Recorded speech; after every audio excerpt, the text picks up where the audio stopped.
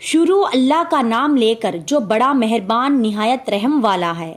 یاسین، قسم ہے قرآن کی جو حکمت سے بھرا ہوا ہے۔ اے محمد صلی اللہ علیہ وسلم، بے شک تم پیغمبروں میں سے ہو، سیدھے راستے پر ہو۔ یہ قرآن غالب و مہربان کا نازل کیا ہوا ہے تاکہ تم ان لوگوں کو جن کے باپ دادا کو خبردار نہیں کیا گیا تھا خبردار کر دو کہ وہ غفلت میں پڑے ہوئے ہیں۔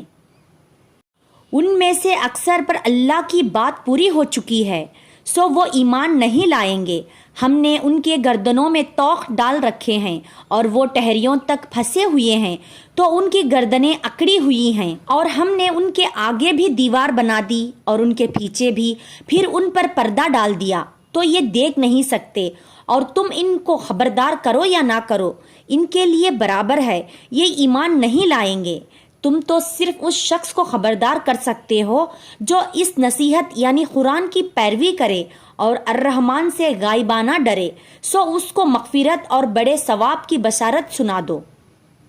بے شک ہم مردوں کو زندہ کریں گے، اور جو کچھ وہ آگے بھیج چکے اور جو ان کے نشان پیچھے رہ گئے ہم ان کو قلم بند کر لیتے ہیں، اور ہر چیز کو ہم نے کتاب روشن یعنی لوح محفوظ میں لکھ رکھا ہے۔ اور ان سے گاؤں والوں کا قصہ بیان کرو جب ان کے پاس پیغمبر آئے، یعنی جب ہم نے ان کی طرف 2 پیغمبر بھیجے تو انہوں نے ان کو جھٹلایا، پھر ہم نے تیسرے سے تقویت دی تو انہوں نے کہا کہ ہم تو تمہاری طرف پیغمبر ہو کر آئے ہیں۔ وہ بولے کہ تم اور کچھ نہیں مگر ہماری طرح کے آدمی ہو، اور رحمان نے کوئی چیز بھی نازل نہیں کی، تم محض جھوٹ بولتے ہو۔ انہوں نے کہا کہ ہمارا پروردگار جانتا ہے کہ ہم تمہاری طرف پیغام دے کر بھیجے گئے ہیں، اور ہمارے ذمے تو صاف صاف پیغام پہنچا دینا ہے، اور وہ بولے کہ ہم تم کو اپنے لیے منحوس سمجھتے ہیں، اگر تم باز نہ آؤ گے تو ہم تمہیں سنگسار کر دیں گے اور تم کو ہم سے دکھ دینے والا عذاب پہنچے گا۔ انہوں نے کہا کہ تمہاری نحوست تمہارے ساتھ ہے کیا اس لیے کہ تم کو نصیحت کی گئی؟ نہیں، بلکہ تم ایسے لوگ ہو جو حد سے تجاوز کر گئے ہو۔ اور شہر کے پرلے کنارے سے ایک آدمی دوڑتا ہوا آیا، کہنے لگا کہ اے میرے قوم، پیغمبروں کے پیچھے چلو، ایسوں کے جو تم سے صلح نہیں مانگتے اور وہ سیدھا راستے پر ہیں، اور میں کیوں اس ذات کی پرستش نہ کروں جس نے مجھے پیدا کیا اور اسی کی طرف تم کو لوٹ کر جانا ہے۔ کیا میں اس کو چھوڑ کر اوروں کو معبود بناؤں کہ اگر رحمان مجھے نقصان پہنچانا چاہے تو ان کی سفارش مجھے کچھ بھی فائدہ نہ دے سکے اور نہ وہ مجھے چھڑا ہی سکے؟ تب تو میں کھلی گمراہی میں پڑ گیا۔ میں تو تمہارے پروردگار پر ایمان لایا ہوں، سو میری بات سن رکھو۔ حکم ہوا کہ بہشت میں داخل ہو جا۔ بولا کاش میری قوم کو پتہ چل جائے کہ میرے رب نے مجھے بخش دیا اور مجھے عزت والوں میں شامل کیا، اور ہم نے اس کے بعد اس کی قوم پر کوئی لشکر نہیں اتارا اور نہ ہم اتارنے والے تھے۔ وہ تو صرف ایک چنگار تھی، سو وہ اس سے ناگواہ بجھ کر رہ گئے۔ بندوں پر افسوس کہ ان کے پاس جب کوئی پیغمبر آتا تو وہ اس سے تمسخر ضرور کرتے۔ کیا انہوں نے نہیں دیکھا کہ ہم نے ان سے پہلے بہت سے لوگوں کو ہلاک کر دیا تھا؟ اب وہ ان کی طرف لوٹ کر نہیں آئیں گے، اور سب کے سب ہمارے روبرو حاضر کیے جائیں گے، اور ایک نشانی ان کے لیے زمین مردہ ہے کہ ہم نے اس کو زندہ کیا اور اس میں سے اناج اگایا، پھر یہ اس میں سے کھاتے ہیں، اور اس میں کھجوروں اور انگوروں کے باغ پیدا کیے اور اس میں چشمے جاری کر دیے تاکہ ان باغوں کے پھل کھائے، اور ان کے ہاتھوں نے تو ان کو نہیں بنایا تو پھر کیا یہ شکر نہیں کرتے؟ وہ ذات پاک ہے جس نے زمین کی نباتات کے اور خود ان کے اور جن چیزوں کی ان کو خبر نہیں سب کے جوڑے بنائے، اور ایک نشانی ان کے لیے رات ہے کہ اس پر سے ہم دن کو کھینچ لیتے ہیں تو اسی وقت ان پر اندھیرا چھا جاتا ہے اور سورج اپنے مقرر راستے پر چلتا رہتا ہے۔ یہ اس غالب و دانے کا مقرر کیا ہوا اندازہ ہے، اور چاند کی بھی ہم نے منزلیں مقرر کر دی، یہاں تک کہ گھڑتے گھڑتے کھجور کی پرانی شاخ کی طرح ہو جاتا ہے، نہ تو سورج ہی سے ہو سکتا ہے کہ چاند کو جا کر پکڑے، اور نہ رات ہی دن سے پہلے آ سکتی ہے، اور سب اپنے اپنے مدار میں تیر رہے ہیں۔ اور ایک نشانی ان کے لیے یہ ہے کہ ہم نے ان کی اولاد کو بھری ہوئی کشتی میں سوار کیا، اور ان کے لیے ویسے ہی اور چیزیں پیدا کیے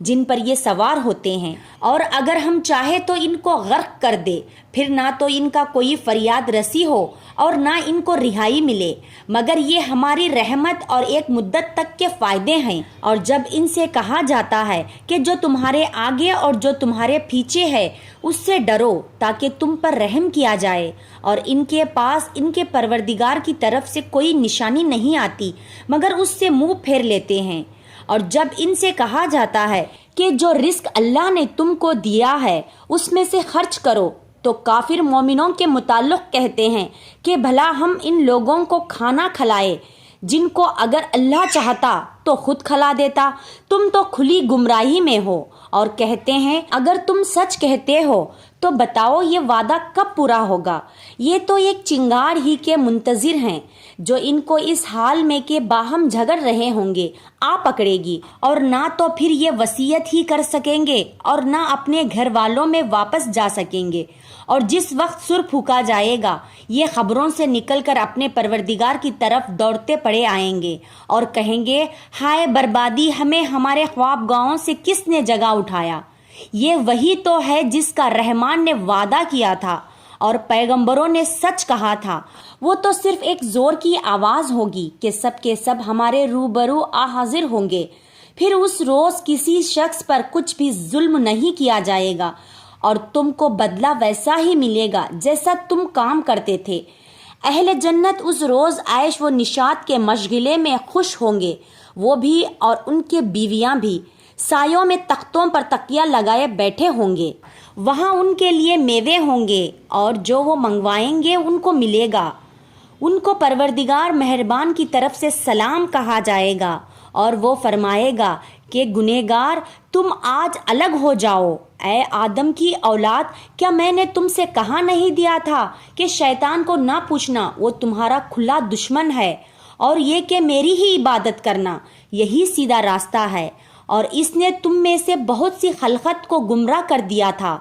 تو کیا تم سمجھتے نہیں تھے؟ یہی وہ جہنم ہے جس کی تمہیں دھمکی دی جاتی تھی۔ جو تم کفر کرتے رہے ہو اس کے بدلے آج اس میں داخل ہو جاؤ۔ آج ہم ان کے منہوں پر مہر لگا دیں گے اور جو کچھ یہ کرتے رہتے تھے، اور ان کے ہاتھ ہم سے بیان کر دیں گے اور ان کے پاؤں اس کی گواہی دیں گے، اور اگر ہم چاہے تو ان کی آنکھوں کو مٹا کر اندھا کر دے، پھر یہ راستے کو دوڑے تو کہاں سے دیکھ سکیں گے، اور اگر ہم چاہے تو ان کی جگہ پر ان کی صورتیں بدل دے، پھر وہاں سے وہ نہ آگے جا سکیں گے اور نہ تو پیچھے لوٹ سکے۔ اور جس کو ہم بڑی عمر دیتے ہیں تو اسے تخلیق میں عہدہ دیتے ہیں، یعنی اسے بچپن کی کمزوری والی حالت کی طرف لوٹا دیتے ہیں، تو کیا یہ سمجھتے نہیں؟ اور ہم نے ان کو یعنی اپنے پیغمبر صلی اللہ علیہ وسلم کو شعر گوئی نہیں سکھائی، اور نہ وہ ان کو شیعی ہے، یہ تو محض نصیحت ہے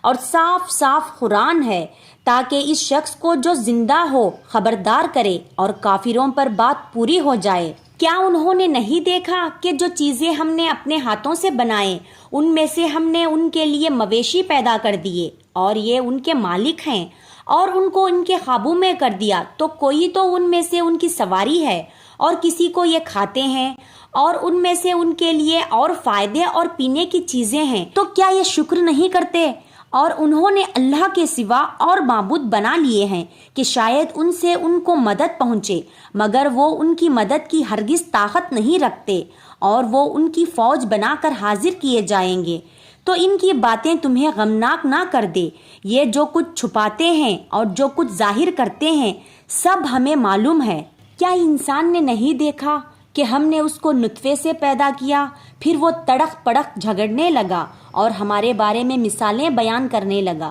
اور اپنی پیدائش کو بھول گیا، کہنے لگا کہ جب ہڈیاں بوسیدہ ہو جائیں گی تو ان کو کون زندہ کرے گا؟ کہہ دو کہ ان کو وہ زندہ کرے گا جس نے ان کو پہلی بار پیدا کیا تھا، اور وہ ہر طرح کی تخلیق کو جانتا ہے۔ وہی جس نے تمہارے لیے سبز درخت سے آگ پیدا کی، پھر تم اس کی ہڈیوں کو رگڑ کر ان سے آگ نکالتے ہو۔ بھلا جس نے آسمانوں اور زمین کو پیدا کیا کیا وہ اس بات پر قادر نہیں کہ ان کو پھر ویسے ہی پیدا کر دے؟ کیوں نہیں؟ اور وہ تو سب کچھ پیدا کرنے والا کامل علم والا ہے۔ اس کی شان یہ ہے کہ جب وہ کسی چیز کا ارادہ کرتا ہے تو اس سے فرما دیتا ہے کہ ہو جا تو وہ ہو جاتی ہے۔ وہ ذات پاک ہے جس کے ہاتھ میں ہر چیز کی حکومت ہے اور اسی کی طرف تم کو لوٹ کر جانا ہے۔